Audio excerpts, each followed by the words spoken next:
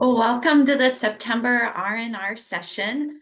My name is Shelly Maxwell. I'm one of the EAP counselors with Ascension's EAP program, and employees who work for companies that contract with us to be the EAP provider get to benefit from our Lunch and Learn series. And so the R&R sessions are the first Wednesday of every month from 12 to 12:30.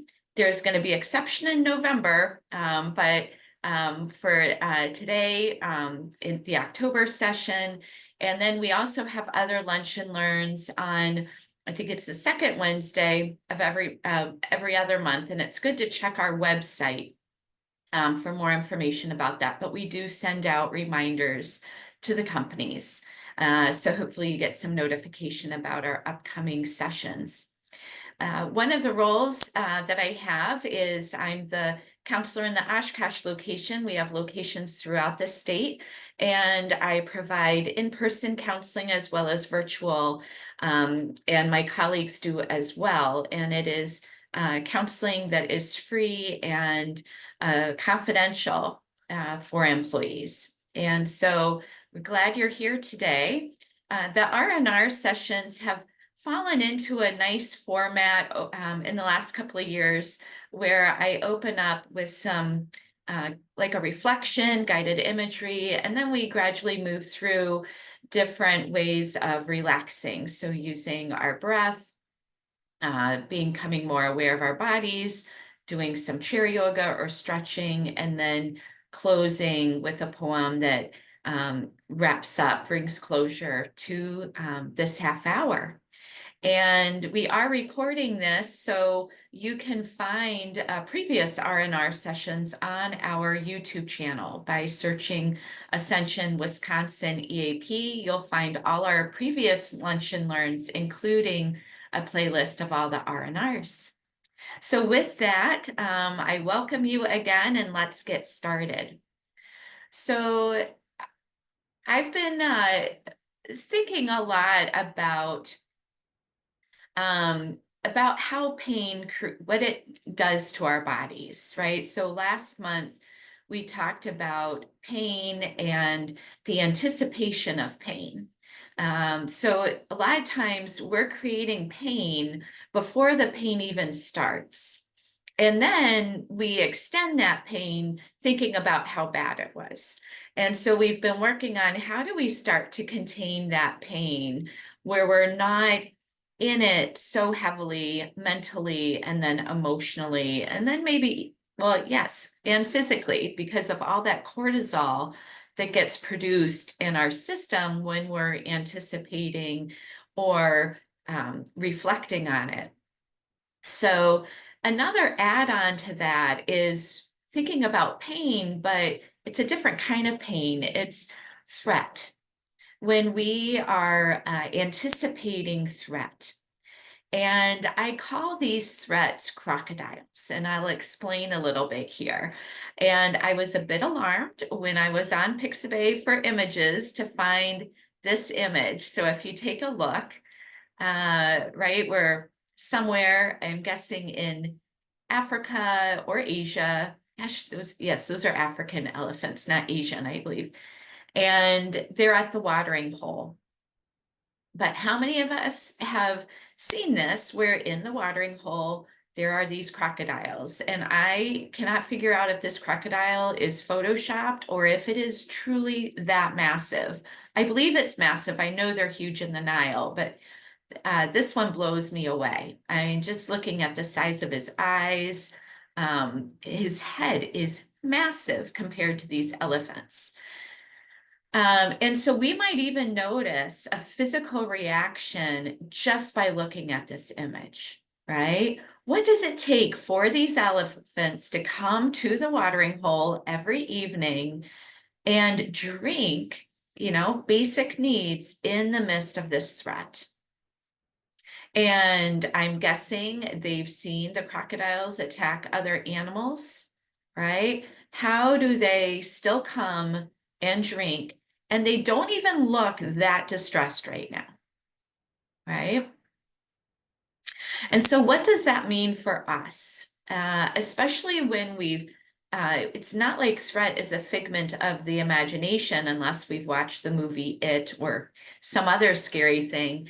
A lot of times threat and the fear of the threat is there for a very good reason. We have to acknowledge that, honor it, but also to go a step further and ask ourselves, is that threat always there? So if you think of the crocodile people in our lives, right? The people who just create distress and turmoil in our lives. And we're going to have them. It's not like we've got something stamped on our forehead saying, I attract these people. No, they are everywhere. Crocodiles are everywhere. Okay. But crocodiles aren't always attacking. So if you want to look up more, I just posted on my Facebook page, Intentions LLC, a similar reflection that I'm going to lead you through today. So if you want to look at that, feel free to join it and follow, because I post once a week there with reflection. So in that reflection too, I was talking about how we just have to start learning how to navigate these crocodiles because they are real and we can't avoid them. So if you noticed yourself having that bracing reaction like I did, and I was a bit in denial, like there is no way this crocodile is real. And then once I realized, no, it is real, it was like, holy cow. Okay. Notice what's going on in your physical body, your heart rate, the muscle tension. Where are you feeling any tightness? You might even feel it in the chest. And now bring awareness to your breath. How is the breath relating to this experience? Is it deep and long, or is it short and staggered? Typically, when we're thinking of threat, it's going to be short and staggered. And what we want to do to regulate our nervous system is to come back into that deep and long breath. But there's a couple of steps that have to happen before that. I've been meeting a lot with new clients. I wrapped up with a lot of clients from the summer, and now I'm getting this influx. And they notice that I'm a yoga teacher, and they're like, I've met with other counselors. They've done the grounding and deep breathing thing. I'm beyond that. Doesn't work for me. And I asked them, are you being taught to use the grounding and deep breathing when you're in the middle of that high distress feeling, or are you using it to maintain a sense of calmness throughout the day? It is going to be harder to use that grounding and deep breathing when you're in, let's say, that red zone.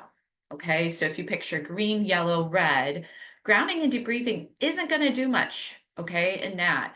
What we want to do is use the deep and long breathing, the grounding with it throughout the day, microdosing it, so that we stay in the green even if we get met with a crocodile. Okay. And then we're going to notice that shift in our body that we're going up to the yellow zone. And then again, we bring in the grounding and deep breathing, hoping to bring us back down, maybe a little bit lower in the yellow zone, or maybe even the green zone. Okay. And the more we practice it, we're going to go less and less up into the red zone. But if we go into the red zone, we're going to know it's time limited. We're going to be okay. And we just kind of work our way down, if that makes sense. Okay, so going into that trigger, that warning system, that's the reptile part of your brain. That's the amygdala. It's all it's going to do is threat, threat, threat. The part of the brain that's going to say, okay, is this crocodile actually a threat right now? It's just swimming by. It's not coming near the elephants, right? Is it full? Did it already have its meal and it's not going to be even interested in us? If it were on the bank, sunning, if it was in the middle of the day, is it just cold and needs to warm up to get that next boost of energy? But that's the work of the prefrontal cortex, the thing that makes us a savvy human being, not the amygdala. It's not going to work like that. So our job is really to start to engage this part of our brain and also activate the mammalian brain. Okay, mammals love safety, security. So this is where self-soothing self-talk, that's where the grounding, the deep breathing is, because that's releasing the endorphins. Endorphins are part of our mammal brain and they help us feel safe and secure. So that's the goal. When we feel safe and secure, our mind has a sense of ease and contentment. Those endorphins help reduce our cortisol levels. It helps the muscles to relax. It helps our breathing to come back into that long and deep motion and sense. Okay, so that's your very quick 101 about the nervous system and stress reduction. So let's go to the next slide. So this is an image that I've used many times for myself and my clients. And it's in a beloved book that sits right next to me on my desk at work, Meditating with Mandalas. And there's beautiful images and reflections that accompany it. So this image I've bookmarked. I use it a lot. And just start to notice what are some of the elements of this picture that you see. Okay, there's mountains, see the rainbow, the waterfall, the hillside with the trees. And then as you come down, you see a swimmer in the pool of water, his clothes or her clothes on the side of the bank. And then you've got these crocodiles. What on earth are these crocodiles doing in such an idyllic scene? I want to get rid of the crocodiles. That's my impulse. It's like, why do we even need them there? But the reflection that accompanies this image states that the crocodiles are just as much a part of nature as the mountains, as the rainbow, the waterfall, the swimmer, and that we are balancing forces in nature. We're not getting rid of them. And so what do we do instead? Right now, if these crocodiles started to come into the water, we'd want the swimmer to get out. So we get out of the water when there's crocodiles coming in for the attack, and getting out, I don't mean like just leaving a situation. I mean, right, there's different strategies, but the idea is that we can use all the coping strategies in the world and they're not going to get rid of the crocodiles. But to figure out when the crocodiles are actually a threat and when they are not posing a threat. You see the difference? When you're in the dentist chair and you're not feeling pain, and then when you feel the prick, oh, there's the pain, and then the prick ends, there's no more pain. Okay, it's starting to differentiate. So one of my yoga teachers, in the poses, he'll prompt the students, when you come and feel steady in your pose and feel safe, close your eyes. And it's amazing how often you start to notice, oh, I'm actually safe right now. And in taking that practice off my mat and going through the day, am I safe right now? Yes, yes. I could say probably 98% of the time, depending on the day, I am perfectly safe, right? How about for yourself? So let's focus on this for a moment longer. So with this, focus your eyes wherever you want, whether you want to focus on the crocodiles, right? Whether you want to focus on the trees or the mountains or the waterfall. And let that, whatever image that draws your eye, come a little bit deeper into it. It's not a threat to you. It's just a drawing. Sink into your chair a little bit deeper, bringing both feet onto the floor. Notice the breath starting to become more even. Drawing the breath up through the nostrils, into the back of the throat, and down into the lungs. And notice how your body responds to the breath.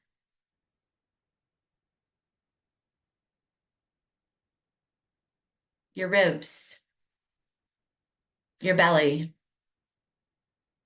your collarbones. Find yourself sinking a little bit deeper into the body and into your breath. And when you feel a sense of steadiness here and safety, go ahead and close your eyes. Breathe into that sense of steadiness and safety that exists for you in this moment.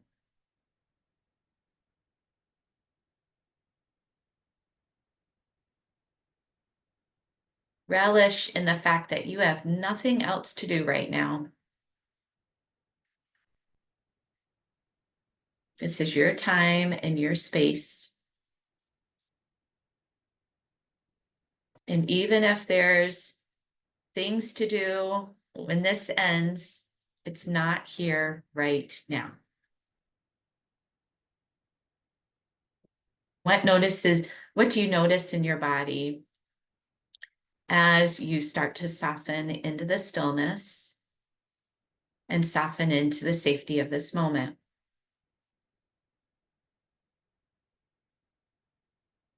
With your breath, make sure that the belly is expanding on the breath and that the belly falls and comes in towards the spine on the exhale. And so there's a gentle squeeze on the exhale. And when you're ready to inhale, you just release the effort and let the belly expand. Let's stay here for a few breaths, maybe bringing a counted breath, counting to 5 on the inhale, counting to 5 on the exhale, scanning the body, noticing where the breath is in the body here. The lower back, the hips, the back of the ribs, maybe even the back of the neck.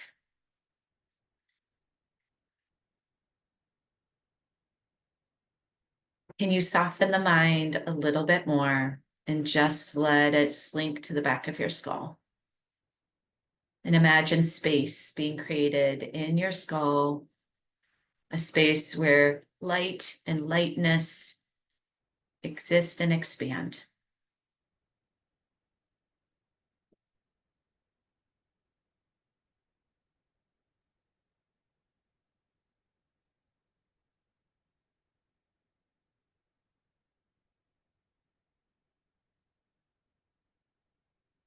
Another breath cycle.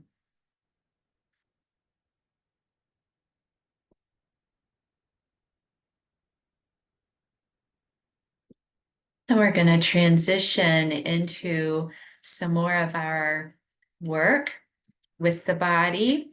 And so you can slowly start to bring your palms to your head, to your face, and open those fingers to let the light in. And as you open up, you can start to rub the hands together and create some warmth for yourself. And then let's rub the hands, wring them out. This is actually a lovely way to stimulate the mammalian part of our brain. Rub your thighs. This is another way, warmth and security. Whenever we do these things or do them for someone else, we're releasing endorphins. Feels very good. Okay. And then let's bring our hands together and you can bring the right or left on top, but just be mindful of which one is on top. And then clench the fingers. So these are our jaws. We're just gonna do some crocodile movements to open up the wrists. So chomp, chomp, chomp, chomp. And then we're gonna switch. So the left hand or the opposite hand comes on top, chomp, chomp, chomp. Notice which one feels more awkward. All right, and then clasp them. And then we're gonna start to make figure 8 movements. So we're gonna get a little bit deeper into the wrists. Feels so good. Remember, these are always things you can do from your desk anytime. And then reverse direction. Yeah. Okay, good. Squeeze the palms together. Really push them, and release. And then we're gonna clasp those hands behind our head. And I want you to tuck your chin and reach up through the crown of the head. Now notice what happens to the abdominals here, your core. Notice the sits bones. So we want those sits bones anchored, your navel center hugging in gently. The chin tucked. And you're gonna press the back of the skull into those hands very gently. And release the effort, just soften. And we're gonna do it again. So when you're ready, take an inhale and gently press your head back in the hands. Notice how you can't even notice me moving really. It's that subtle. Yeah, okay, good. Now let's release the hands. Take your right fist, bring it to the forehead, just gently, and then we're gonna press the forehead into the fist. So don't let that fist move. Good. Release and soften. Now do it again. Yeah. All right. And then we're going to bring the right hand to the side of the head and let the right shoulder and the ear come towards each other. So drop that ear towards the shoulder. Now, the effort is not in getting closer to the shoulder. What we want to do is press the head up into the palm and breathe. And release. And again, pressing. Good. And release. Bring that right hand down. And let's take the left fist. Press it against the forehead gently. And now activate, bringing the forehead into the fist.